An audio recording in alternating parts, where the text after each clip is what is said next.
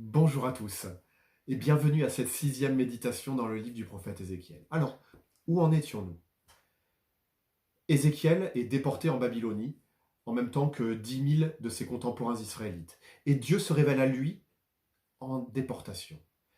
Dieu se révèle à lui dans une vision terrifiante dans laquelle il fait d'Ézéchiel son prophète et lui donne le rouleau de ses jugements à avaler. Ensuite, il endurcit le cœur d'Ézéchiel pour qu'Ézéchiel soit capable d'aller apporter, d'aller annoncer les jugements de Dieu à son propre peuple. Et ensuite, Dieu renvoie Ézéchiel dans son peuple, parmi les siens, et Ézéchiel attend là 7 jours que Dieu se révèle à nouveau à lui. Nous lisons la suite à partir du verset 16 du chapitre 3. Au bout de 7 jours, la parole de l'Éternel m'a été adressée. Fils de l'homme, je te donne comme sentinelle à la communauté d'Israël. Tu écouteras la parole qui sort de ma bouche, et tu les avertiras de ma part. Quand je dirai aux méchants, tu vas mourir, c'est certain. Si tu ne l'avertis pas, si tu ne parles pas pour avertir le méchant afin qu'il renonce à sa mauvaise conduite et reste en vie, ce méchant mourra à cause de sa faute. Mais je te réclamerai son sang. Si au contraire tu avertis le méchant et qu'il ne renonce pas à sa méchanceté ni à sa mauvaise conduite, il mourra à cause de sa faute, mais toi, tu auras délivré ton âme. Si un juste renonce à sa justice et commet l'injustice, je mettrai un piège devant lui et il mourra. Parce que tu ne l'auras pas averti, il mourra à cause de son péché, et l'on ne se souviendra plus de la justice qu'il avait pratiquée. Mais je te réclamerai son sang. Si au contraire tu avertis le juste pour qu'il ne commette pas de péché, et qu'il ne pêche pas, il restera en vie, parce qu'il s'est laissé avertir, et toi, tu auras délivré ton âme. Là encore, la main de l'Éternel reposait sur moi. Il m'a dit, lève-toi, sors dans la vallée, et là-bas je te parlerai. Je me suis levé, et je suis sorti dans la vallée. Et voici que la gloire de l'Éternel se tenait là, telle que je l'avais vue près du fleuve Kébar. Alors je suis tombé le visage contre terre. L'Esprit est entré en moi, et m'a mis debout sur mes pieds. Il m'a parlé, et m'a dit, va t'enfermer chez toi. Fils de l'homme, on mettra sur toi des cordes, avec lesquelles on t'attachera, afin que tu ne puisses pas aller au milieu d'eux. Je collerai ta langue à ton palais, pour que tu sois muet et ne puisses pas leur adresser des reproches, car c'est une communauté de rebelles. Cependant, quand je te parlerai, j'ouvrirai ta bouche pour que tu leur dises, voici ce que dit le Seigneur, l'Éternel. Que celui qui voudra écouter écoute, et que celui qui ne voudra pas n'écoute pas. En effet, c'est une communauté de rebelles. Imaginez un peu les responsabilités qui sont celles d'Ézéchiel. Il est comme une sentinelle qui voit le danger approcher du haut de ses remparts. Et s'il ne prévient pas son peuple, alors il est tenu pour responsable, pour coupable de la mort de celles et ceux qui ont placé sa confiance en lui. Dieu insiste ici sur la responsabilité d'Ézéchiel. Et on assiste à une sorte de glissement entre l'Ancien et le Nouveau Testament. Il y a quelque chose de nouveau ici. Ce qui est nouveau, c'est que, alors qu'auparavant, il était question des responsabilités collectives du peuple, maintenant, à partir de l'exil, à partir d'Ézéchiel, il va être non plus question de responsabilité collective, mais de responsabilité personnelle, de responsabilité individuelle. Chacun responsable de son propre péché devant Dieu. Regardez avec moi le texte. Nous allons constater que le cas de chaque individu est envisagé séparément. Les deux premiers cas concernent le méchant, à partir du verset 18. Nous constatons que ce méchant ne va pas se détourner du mal qu'il commet, et donc il va mourir. Il sera tenu pour responsable de son propre péché. Mais nous constatons également que la responsabilité d'Ézéchiel est engagée. Si Ézéchiel ne l'avertit pas, eh bien Dieu lui réclamera le sang du méchant. Au contraire, si Ézéchiel avertit le méchant, eh bien Ézéchiel aura délivré son âme devant Dieu. À partir du verset 20, c'est le cas du juste qui est envisagé.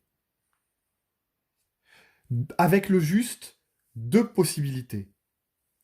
S'il se met à faire le mal et qu'il continue dans la voie du mal, il portera la responsabilité de sa propre mort. Mais s'il renonce à son mal et revient à une conduite juste, eh bien il sera épargné. Et dans les deux cas, nous constatons également que la responsabilité d'Ézéchiel est engagée.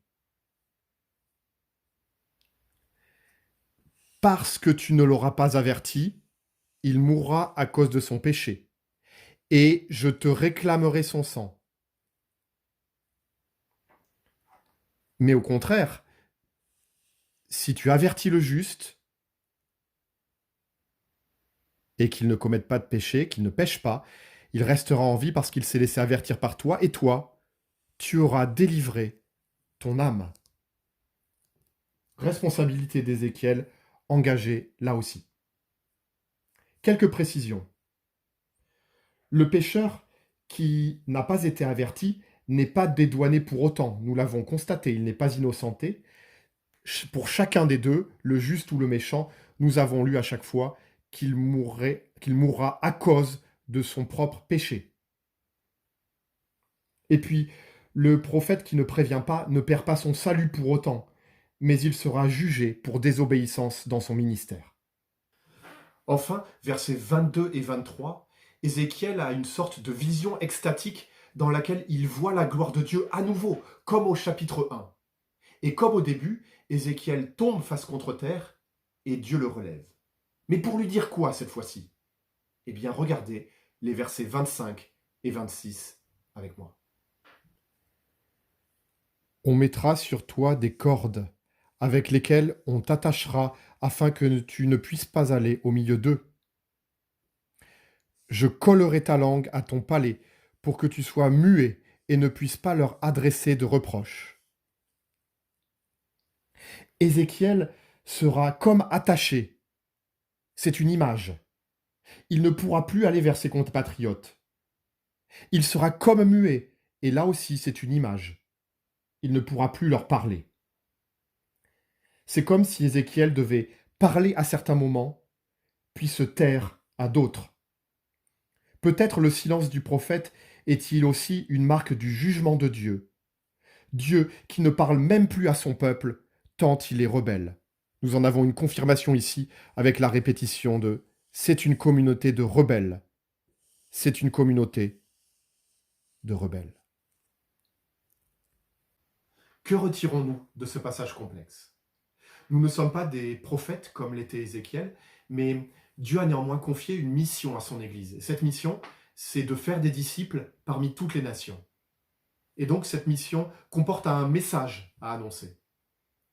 Et ce message, eh bien, il est constitué d'une partie qui est plutôt gratifiante et plus simple en tout cas à annoncer, et une autre partie qui est plus difficile. La partie gratifiante, plus simple à annoncer, c'est que Dieu nous a sauvés gratuitement. Mais la partie qui est plus difficile à dire, c'est que Dieu nous a sauvés gratuitement de quoi?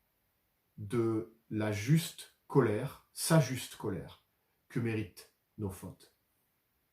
Et là, on est chacun renvoyé vers notre propre responsabilité individuelle.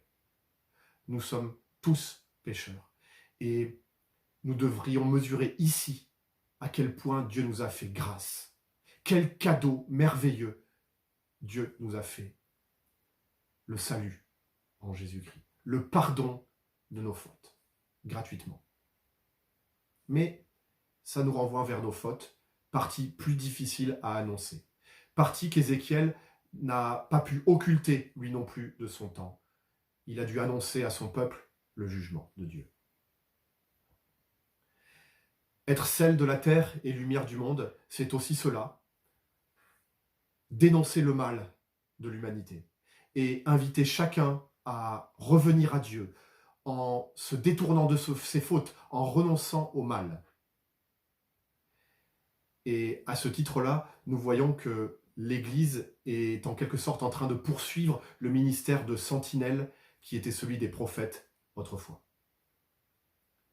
Chers amis, n'oublions pas ce que l'apôtre Paul a dit à l'église de Rome, dans sa lettre aux Romains au chapitre 10.